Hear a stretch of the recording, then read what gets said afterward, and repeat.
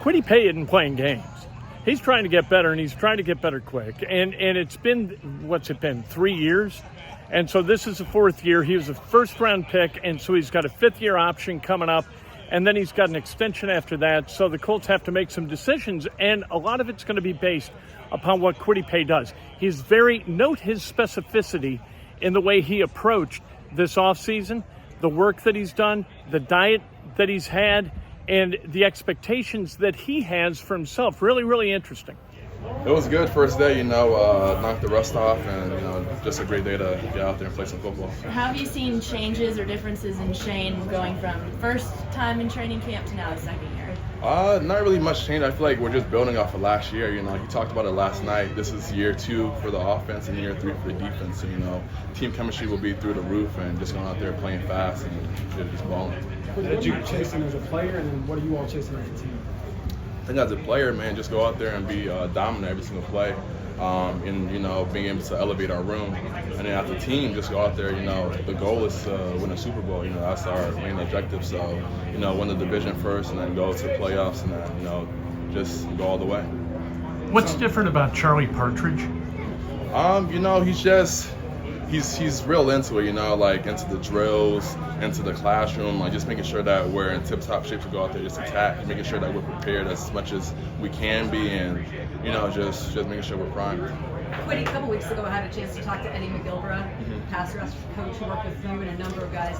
He said that you had probably the best offseason of any player who he's worked with, period. That's physically, that's mentally. What went into your offseason? How are you feeling into it? I think, me this offseason, just hearing guys like AD and like other greats talk about giving it all to the game. And I wanted to make sure once the season was over, I gave it my all, and going into the off season, that's where the season starts. That's where we prepare for the season. So for me, man, I was doing 4 or 5 workouts a day. I was doing extra cardio in the morning. I was doing the lift and D-line work, and Pilates and hot yoga and PT, and just making sure I stay on top of it, make sure I'm ready to go. I lost 15 pounds and I gained some muscle, so that's the hard thing to do, and it was a great off season for me, mentally, physically. I'm just ready to go. I'm excited to go. I'm ready to go out there and play. What does it take to translate all that off season work and then have it show up when you get out and into game action? Just being consistent. You work hard in the off season, and then you get into season. You got to make sure you stay on schedule as much as you can. With the diet, with the workouts, and just making sure that you're pushing yourself every single day. If you don't get enough, you got to know when I didn't get enough today. I got to go do some extra. To just stay on top of it. Was that a goal of yours to slim down? Did you have a target weight you wanted to hit? Yeah, I kind of wanted to play at 260 to 262. Last year I was playing maybe around 270. I was feeling a little heavy. You could definitely feel it late into the game. Long drives, you could feel it. I just want to make sure I'm on the field as much as I can. Making sure I could bend the corner, make sure I'm slim. I just feel good right now. I didn't need to have all that weight, and I'm still as strong as I was before. So that was my main objective. And you said you're training 4 to 5 days a week. Where were you doing that? So I was out in California. I was at Proactive. They have a bunch of guys that go out there and train, and it's great competition. Yeah, it was a great setup for me. It was an amazing setup. In what ways can this pass rush improve? You had 51 last year, which is an Indy record, but obviously there's still work to do. Yeah, it's a lot of guys, and we have a lot of familiar faces. We had 4 guys last year that had 8 sacks. I think almost everyone in the room last year had a sack. Just being able to build off of that, and plus we added the best pass rusher in the draft last year. So we're just adding to the room, make sure our room's beefed up and just ready to go. You see the best defenses in the league. Some of them have the best D-line in the league. So that's our objective, to have the best D-line to project our defense. How would you describe how Labs embraces learning about the game? Because we talked about pass rushing, we're there's a different language. So how do you see him just break it down into the? Yeah, he's just a real humble guy. He doesn't feel like he knows everything. So when you're talking to him, he's looking at you in your eye and making sure he's listening and making sure you can take all the notes that you can.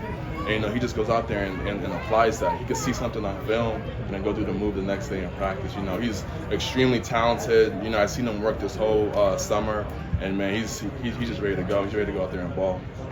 Any more guys? Yeah, just when you talk about the offseason that you had, I mean, I know you've always been motivated, but do you feel like, did it ramp up with the Colts picking up the 5th-year option? Did you think more about just kind of what this offseason this year is going to mean for you? Did that factor into this kind of how you attack this offseason? Yeah, like motivation went through the roof, confidence went through the roof, and I was just talking to the guys over there, watching the show Receiver, and Devontae Adams talking about, man, when they gave him my second contract, that big contract, like his confidence went through the roof because he was like, I'm that guy now, like the team sees him as that guy, so he has to be that guy. The confidence goes through the roof, and I feel like, they picked up my 5th year for a reason. I'm not just out here to, just to be another guy, so I got to elevate my game. And, that's why I went into the offseason thinking, man, like, I got to make sure I'm prepared, I'm ready to go, I'm ready to give it my all, and, just go out there and be the best DM that I can be for this team and for myself, honestly. That's Kwity Paye. I love, first, right around the beginning of camp, when people talk about expectations for camp and for the season, I don't want to hear 12 sacks. I don't want to hear any of that crap. I want to hear best position group, and I want to hear Super Bowls. And that's what we heard from Kwity Paye, and I dig that, and I think that D-line is going to be really, really good. Interesting hearing him talk about Latu, because Latu, Paye, Odengbo, Lewis, you got Ebicom, good heavens. You got guys on the outside who are going to harass pass blockers in a way that maybe we haven't seen here for a while, and that's good. They were good last year. They set a record for number of sacks by an Indianapolis Colts team. Right defense. This could be better and should be better, and they've got to kind of bump up that pressure rate in order to make quarterbacks make bad decisions, because that's what a defense does. A pressure defense, it's not all about sack numbers. It's about making a quarterback make a decision off schedule. You can do that, you can win games.